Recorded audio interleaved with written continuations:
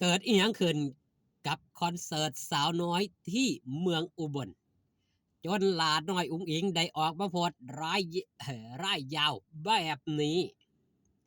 ก่อนอื่นขอกล่าวคำว่าสวัสดีครับผม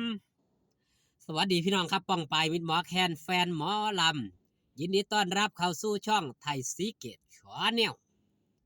สวัสดีไปยังแฟนคลับเอฟซีลาดหน่อยอุ๋งอิงแฟนคลับเอฟซีสาวหน่อยเพชรบันแพงสู้ขู่สู้คนนะครับเด้อมาช้ายังดีกว่าไม่มาตามสโลแกนของช่องไทยซีเกตมาพบกันในคลิปนี้ครับหลังจากที่มือคืนนี่เป็นจังไดแน่นอนผู้ใดได้ไปเบิงหนาห้านถือว่าเป็นการเปิดคอนเสิร์ตอย่างยิ่งใหญ่อลังการพี่น้องผู้บลุมตุ่มตั้มหลายผู้หลายคนคือเห็นหลาหน่อยอุ้งอิงแม่หน่อยเนาะไอ้ความเป็นคนย่านผู้อยู่แล้วสิมีความหูสึกจังไดผู้จุดหลายขนาดนั้นอีกอย่างอยู่ใกล้มองเศร้าอีกตั้งหากถือว่าโอ้ขวัญหนีดีฟอกันไปแล้วครับเป็นกำลังใจให้จบไปเป็นที่เรียบร้อยสำหรับคอนเสิร์ตรวมนำใจเพื่อทหารไทยพี่น้องมิตรหมอแคนแฟนหมอลำไปให้กำลังใจด้วยความอบอุ่นท่ามกลางสายฝนโปรยปลายพี่น้องบ่เปิดบ่นายถ้าฝนบ่ตกเสื้อได้เลยว่าอู้หลายคนนี่แน่นอนผู้ที่สิเขามาเบิ่งมาแย่งเนาะพี่น้องเนาะหันมาว่าฮอดจอดถึงครับหลังจากเสร็จการเสร็จงานทางด้านอำเภอนำยื่นเป็นที่เสร็จสับเรียบร้อยลาน้อยอุ้งอิงอุ้ยพอดหลายเงากลัวทุกเทือครับแบบนี้ครับพี่น้องส่งงานคืนนี้ที่อำเภอน้ำยืนจังหวัดอุบลราชธานีจ้าสำหรับงานคอนเสิร์ตหนึ่งแผ่นดินหนึ่งหัวใจเพื่อทหารไทยทั้ง4จังหวัดบุรีรัมย์สุรินทร์ศรีสะเกษและอุบลราชธานีในคืนนี้หนูขอกราบขอบพระคุณผู้ใหญ่ใจดีที่สนับสนุนงานคอนเสิร์ตการกุศลให้พ่อแม่เอฟซีและพี่ทหารได้ชมฟรีในครั้งนี้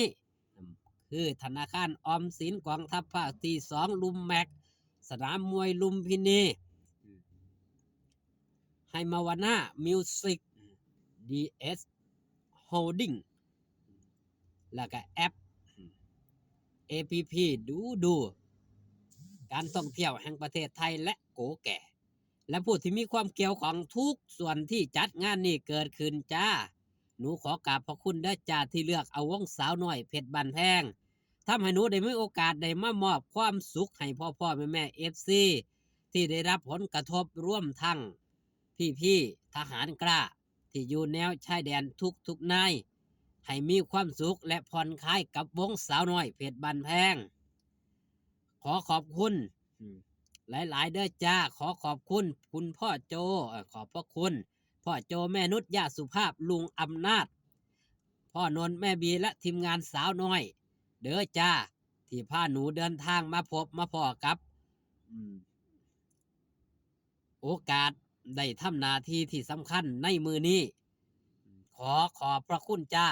ขอขอบพระคุณพ่อแม่เอฟซีพลังเงียบพ่อแม่เอฟซีหนูทุกคนเด้อจ้าที่สนับสนุนหนูในทุกด้านทุกกิจกรรมบอว่าหนูจะเฮ็ดอีหยังพ่อแม่เอฟซีกะขออยู่เคียงข้างหนูเสมอมาขอขอบพระคุณเด้อจ้าหนูหักพ่อแม่เอฟซีทุกท่านเด้อจ้าขอบพระคุณมาลัยจากแม่เงินพ่อแม่เอฟซีม่วง30แม่ฟ้าอุตรดิตถ์แม่รักกี้พี่เอิร์ธพี่หนูนาพ่อจำเฉลิมพลท่าช้างพ่อนิวัฒน์มาลัยแก้บนขอบพระคุณที่ฮักแพงหนูเด้อจ้าขอให้พ่อแม่เอฟซีของหนูทุกท่านมีความสุขภาพร่างกายแข็งแรงร่ำรวยเงินทองตลอดไปเลยเด้อจ้าขอบพระคุณจ้านี่คือการพบขอบคุณที่ยาวที่สุดก็ว่าได้ที่ว่าตั้งแต่ลาน้อยอุ้งอิงเขามาอยู่ในชายค่าสาวหน่อยเพชรบ้านแพงถือว่าเป็นการเรียบเรียง คำเว้าคำจาอืมขอบคุณผู้หลักผู้ใหญ่ที่เพิ่นให้โอกาสที่เพิ่นเลือกเอาวงสาวน้อย ขอบคุณพ่อโจแม่นุชยาสุภาพลุงอำนาจพ่อนนท์แม่บี้ที่ให้โอกาสได้มายืนณจุดนี้นั่นก็คือเป็นหัวหน้าผู้นำทีมงานสาวหน่อยเพชรบันแพงถือว่าลาวน้อยอุ้งอิงนี่เป็นศิลปินอีกผู้หนึ่งที่ได้รับโอกาสดีๆจากพ่อโจแล้วก็บ่ถิ่มโอกาสนั้นสร้างโอกาสสร้างโตสร้างตน ในทุกอย่างที่พ่อโจทีมงานผู้บริหารกำหนดหรือบอกเรามาลาน้อยอุ้งอิงไม่เคยทำให้ผิดหวังการประสบผลสำเร็จบ่ได้อยู่ที่ความคิดมันอยู่ที่การกระทำบางคนคิดอยากจะเก่งอย่างมาอยู่ในวงหมอหลองหมอลำทุกคนปรารถนาอย่างแรกคือมาหาเงินปรารถนาอย่างที่สองคือมีชื่อเสียงครับชื่อเสียงแลกกับหยังมาแลกกับการทำงานมันมีสองแบบในวงการหมอหลองหมอลำนั่นชื่อเสียงกับชื่อเสียที่เลือกสร้างชื่อเสียงหรือชื่อเสียมากน้อยกว่ากันแค่นั้นอยู่ที่การกระทำตนอยู่ที่การกระทำโตของโตเจ้าของเองอย่าล่อที่สิให้ผู้บริหารมากำหนดให้แสดงนั่นแสดงนี่อย่างเดียวโตเจ้าของเองต้องต้องยังครับต้องกระตือรือร้นในการสร้างตัวตนสร้างโตสร้างตนขึ้นมาให้ทีมงานผู้บริหารเพิ่นได้เห็นความสามารถคือจังหลาน้อยอุ้งอิง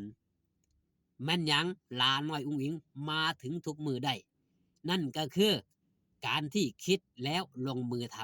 ำบ่ได้คิดแล้วมานอนเพ้อฝันซื่อๆหลาน้อยอุ้งอิงมีความคิดมีความฝันแล้วก็ลงมือกระทำจึงมาฮอดซุมือนี้ใครอยากจะมีอยากจะประสบผลสำเร็จผลสำเร็จมันเกิดจากการกระทำเท่านั้นขอบคุณพี่น้องปองปายที่ได้เข้ามาเบิงขอบคุณพี่น้องปองปายที่ได้เข้ามาแย่งเบิงแย่งสุขภาพเด้อครับเด้ออากาศช่วงนี้โอ้ยฝนตกละลืมฝนตกไปปล่อยนี่ละเฮ็ดให้คนเป็นไข้เป็นหวัดกันหลายถือว่ามื้อคืนนี่อบอุ่นเนาะพี่น้องผู้ใดได้ไปเบิงหน้าห้านหน้าเวทีคลิปนี้ฝากตอนเอาไว้แต่เพียงส่ำนี้ขอบคุณที่มาเบิงมาแย่งอยู่ดีมีแห้งพอกันคลิปหน้าสบายดีครับผม